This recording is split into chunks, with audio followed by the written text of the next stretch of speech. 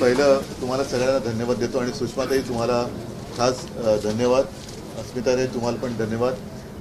कारण तुम्ही ज्याला आपण एक शब्द आहे तो शब्द नुसतं बोलण्यापुरता असतो, करण्यासाठी कोणीच त्याच्यात जात नाही. तो म्हणजे तळागाळातला कार्यकर्ता, तळागाळातला नागरिक, शेवटचा माणूस.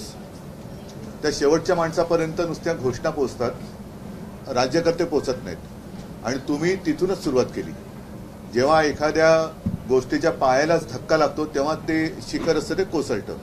ह्यांचं शिखर जे आहे ते सगळं खोट्यावरती आधारित आहे. आणि तुम्ही एकूण सुषमाताई, मी तुम्हाला मध्ये थोडंसं थोडक्यात घ्यायला सांगितलं कारण परत प्रेसची त्यांच्या वेळेची मर्यादा आहे. एकदा आपण व्यवस्थित सगळ्या आपल्या कार्यकर्त्यांचं पण शिबिर घेऊन या सगळ्या गोष्टी सांगू, कारण या जनतेपर्यंत पोहोचल्या पाहिजेत. जनतेच्याच गोष्टी जनतेपर्यंत पोहोचत नाही. याचं कारण असं की जाहिराती मोठ्या प्रमाणावरती होत आहेत आणि लोकांना असं वाटतं की एखादी योजना, जसा पंतप्रधानांचा फोटो लावला आणि एक 50 कोटी लोकांना फुकट घरं दिली, आपल्याला असं वाटतं किंवा तिथल्या लोकांना असं वाटतं की माझ्या गावात नाही पण सरकारची जाहिरात म्हणजे देशात इतरत्र झालं असेल. वास्तव पाहिलं तर कुठेच झालेलं नसतं. आणि एकूण आता जे काही वातावरण आहे, मी सगळीकडे तुमच्यासारखं मी पण सगळ्यांशी बोलत असतो, भेटत असतो, विविध क्षेत्रातील विविध थरातील लोकांशी बोलतोय. सगळेजण नाराज आहेत, सगळेजण वरपासून खालपर्यंत नाराज आहेत. ह्याच्यात मी अंधभक्त धरत नाही, कारण त्यांना डोळे असून दृष्टी नाही असंच म्हणावं लागेल. असे हे अंधभक्त ते सोडून द्या.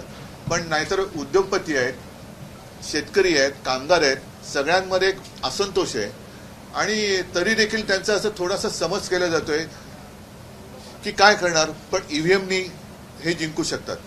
मला आता अशी एक भीती वाटते की ईव्हीएम हे काही करू न करू, पण जनतेत असं एक गैरसमज पसरवला जातोय की जिंकत आहेतच, पण जिंकत नाहीयेत. कारण आता तुम्ही वस्तुस्थिती सांगितली, वस्तुस्थिती पाहिली.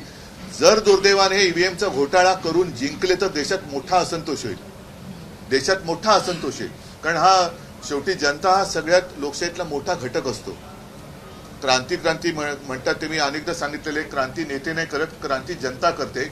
आणि जनतेच्या मनाविरुद्ध जसं आता चंदीगडमध्ये त्यांनी प्रयत्न केला, अगदी काल परवाकडे कुठे हिमाचल, तिथेही प्रयत्न केला. म्हणजे तोडा फोडा झोडा तुरुंगात टाका आणि राज्य करा, हे जास्त टिकणार नाही. आणि जर जनतेच्या मनाविरुद्ध ईव्हीएमचा घोटाळा करून हे जिंकले तर देशामध्ये मोठा असंतोष हा भडकेल आणि मला त्याची चिंता वाटते. आणि म्हणून मला असं वाटतं की आपण जनतेच्या सोबत आहोत, जनतेला आपल्याबद्दल विश्वास आहे. ते फार मोठं आपल्या आयुष्यातलं भांडवल आहे. एकूणच काल सगळ्यात आधी भारतीय जनता पक्षाने मला वाटतं की 95 का 155 जणांची यादी जाहीर केली. 34 घराणेशाहीतले नाही, ते घराणेशाही तर भाग वेगळा. पण मला एका गोष्टीचं मोठं आश्चर्य वाटलं की अगदी सुरुवातीच्या काळात, म्हणजे खरंच सांगतो तुम्हाला, मोदीजी असतील, अमित शहाजी असतील, यांची नावं सुद्धा मी जेव्हा ऐकली नव्हती त्यावेळेपासून मी नितीन गडकरींचं नाव ऐकलंय आणि त्यांच्यासोबत काम केलेलं आहे. भारतीय जनता पक्षाचा एक निष्ठावंत कार्यकर्ता आणि त्यांनी शिवसेना प्रमुखांचं जे स्वप्न होतं मुंबई पुणे रस्ता, हे विक्रमी वेळेत पूर्ण करून दाखवलं. अशा माणसाचं नाव पहिल्या यादीत नाहीये. पण ज्याच्यावरती बेहिशोबी संपत्ती जमा केली म्हणून आरोप केले होते त्या कृपाशंकर सिंहाचं नाव आहे. ही आजची भारतीय जनता पार्टी आहे. आणि अशी जर का लोक जर उद्या त्यांच्या विजयाची छाती ठोक गॅरंटी, आता काय झालेलं आहे, या गेल्या 10 वर्षात अनेक शहरांची, अनेक योजनांची, जुन्या योजनांची नावं पण बदलली, ती पुन्हा त्यांच्या नेत्यांच्या नावानुसार केली. काही रेल्वे स्टेशनची नावं बदलली, काही शहरांची बदलली. तसंच मला असं वाटतं की आता जुमलाचं नामकरण गॅरंटी झालेलं आहे. पूर्वी ज्याला आपण जुमला म्हणायचो त्याला आता यांनी गॅरंटी असं नामकरण केलेलं आहे. तर ह्या जुमलेबाज गॅरंटीच्या विरुद्ध जनता मला नाही वाटत पाठी जाईल. आणि तुम्हाला खरंच मनापासून धन्यवाद देतो, कारण तुम्ही आज इकडे आलात. हा काही साधा प्रवास नव्हता.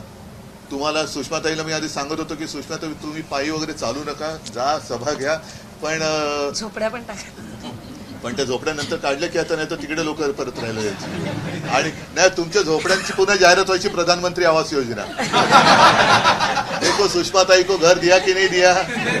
तर ही वस्तुस्थिती तुम्ही केली आणि त्यांना त्या लोकांना धीर दिला. नाहीतर असहाय्य लोक आहेत, त्यांच्या सहनशीलतेचा अंत होण्यापूर्वी त्यांना आपल्यासाठी लढणारा कोणतरी आहे हा विश्वास तुम्ही दिला, त्याच्याबद्दल तुम्हाला खरंच मनापासून धन्यवाद देतो.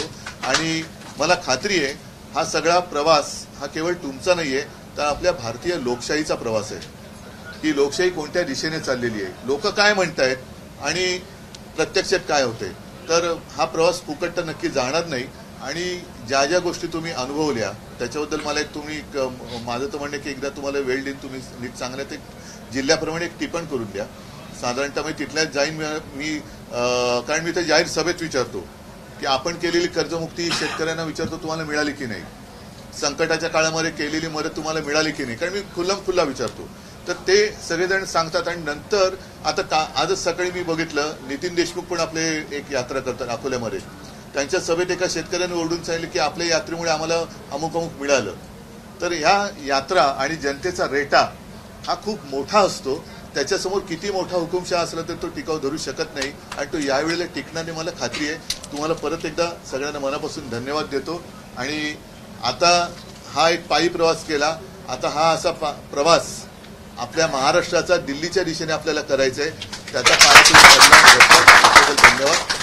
जय हिंद, जय महाराष्ट्र. आईच्या पायांना एवढे मोठे मोठे तिला आता जरा शांत जरा 1-2-4 दिवस जरा आराम करायला सांगा. हा सर, जय महाराष्ट्र.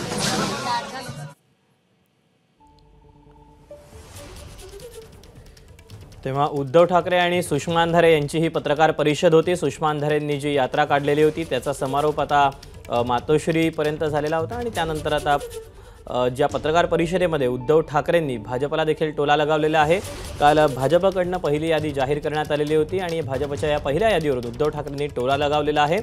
पहिल्या यादीमध्ये गडकरींचं नाव नाही परंतु कृपाशंकर सिंग यांचं नाव असल्याचं उद्धव ठाकरे यांनी म्हटलेलं आहे. यासोबतच त्यांनी मोदींना देखील टोला लगावलेला आहे. जी मोदी की गॅरंटी म्हटली जाते त्याचंच पूर्वी नाव जुमला असल्याचं उद्धव ठाकरे म्हणाले. एबीपी माझा, उघडा डोळे बघा नीट.